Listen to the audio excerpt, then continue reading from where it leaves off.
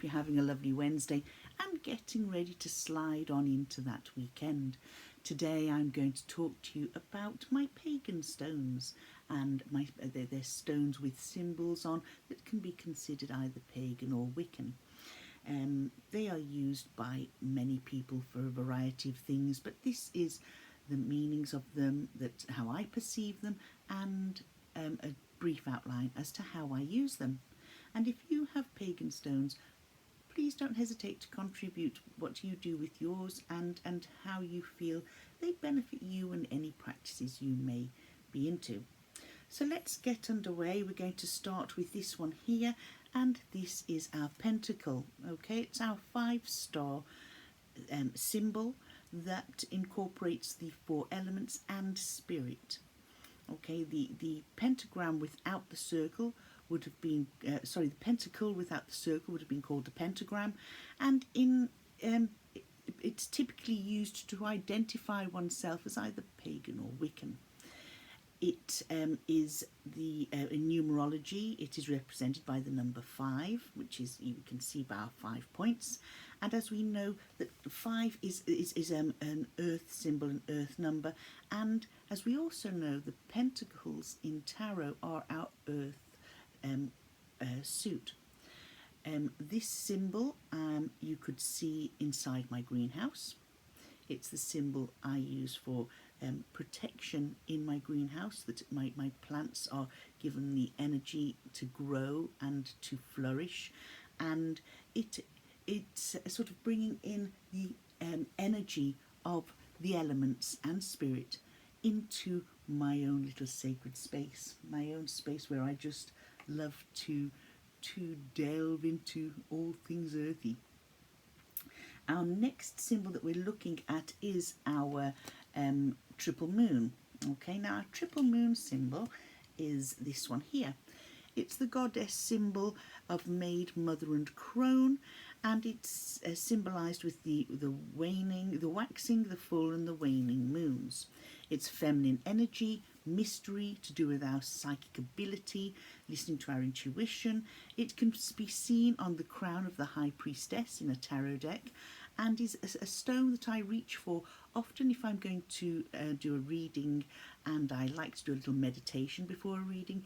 This stone I sort of hold. It just gives me a focus point in which to clear my mind and gives me the strength, the determination and the energy to trust in my own intuition.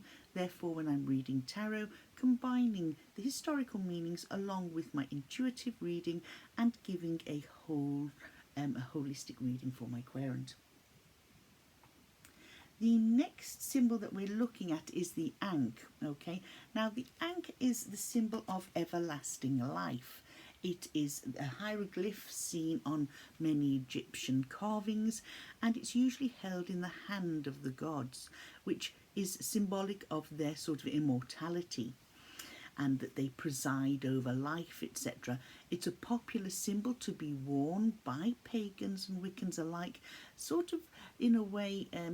There's that similarity with the Christian crucifix, but and wearing it is less shocking for some of those that we are surrounded by in modern society, because let's face it, the as we've said, the Pentacle has been given a bit of bad press through the movies, used in horror movies and things to do with cults and devil worshipping, and it's so these two symbols, albeit they both represent paganism and Wiccan, this one is sort of more subtle, as in the in-your-face pentacle, and it's sort of less shocking for the more, shall we say, more faint-hearted among us, maybe.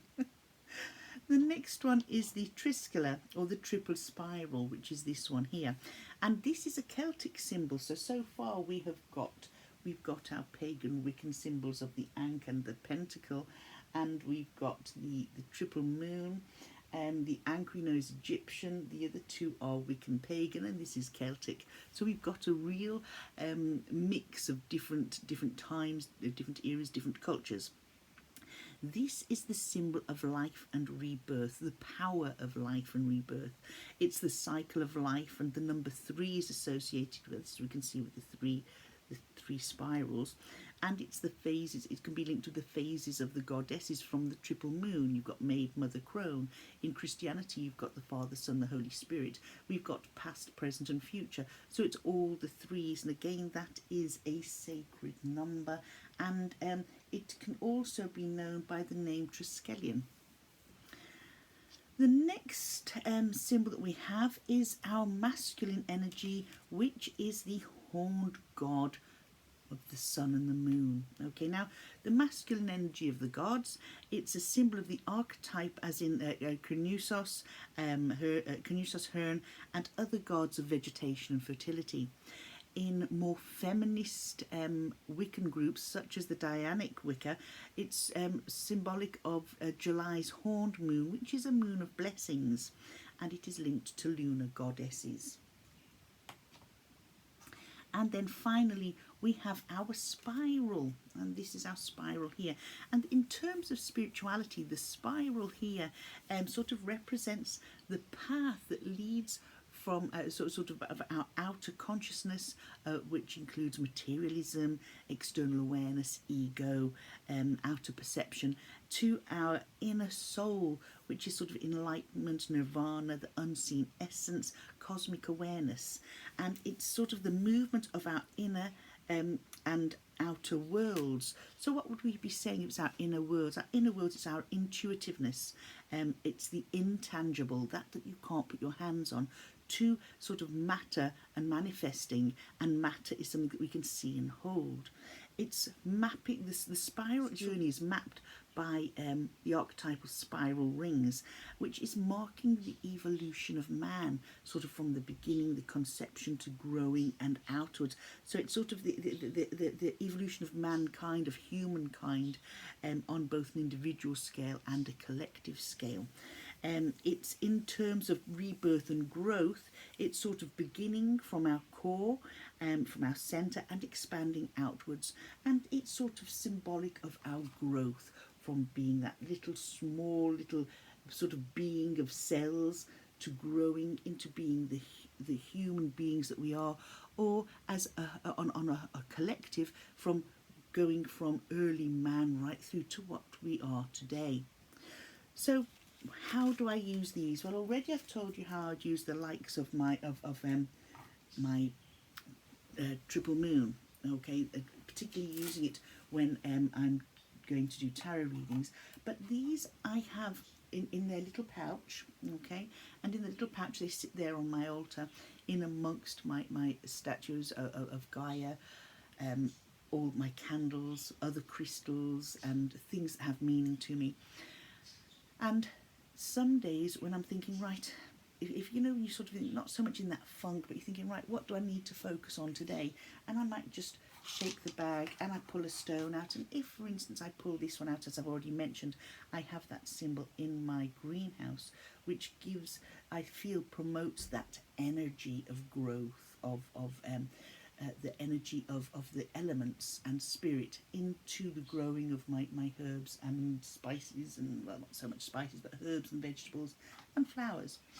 And it's also working hand in glove again, dare I say it, with my ancestral work, because going back, our ancestors pre-Christian days would have relied on sort of symbols like this to guide them and to mark on their buildings in forms of protection, you know. And so for me, if I'm using the, say, the Pentacle, for instance, with it having the 4 elements in spirit, putting that in my greenhouse, it's protection, keeping negativity at a bay, not allowing negativity to cross the threshold. And the same could be said if I'm for my little room here, you'll often see the triple moon or the triple goddess symbol of Maid, Mother and Crone in here, because this is where I like to do my readings, working my tarot, working on all my sort of my intuitive subjects. The others can be seen dotted around the house for various reasons, but a lot of them again are for the likes of protection. Sometimes come Halloween type of thing, I would make a floral sort of wreath with this in the background, so this would be in the background with flowers around it, and that is a symbol on my door letting people know that this is sort of a pagan sort of area, and or they're welcome to cross my door, but leave your negativity outside. I just feel the symbols themselves carry the energy that I enjoy, that brings peace, harmony, protection, and eradicates, or at least helps to eradicate, negativity. However, we do have to have a certain amount of, not a certain amount, we do have to experience those times of negativity and to enjoy all the positive, because without negativity there would be no positivity, you know. So that's how I enjoy these stones. They're if I'm doing any sort of little ritual, I might have a stone there for a symbolic purpose. If I'm just feeling the need to have something to focus on for meditation, I hold one in my hand and just rub it, and it gives me a focal point, and it enables my mind to lose that constant chatter. So those are my pagan stones.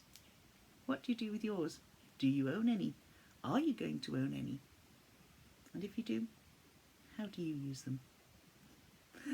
Take care, enjoy what's left of the week, and then have a fantastic weekend. Bye now.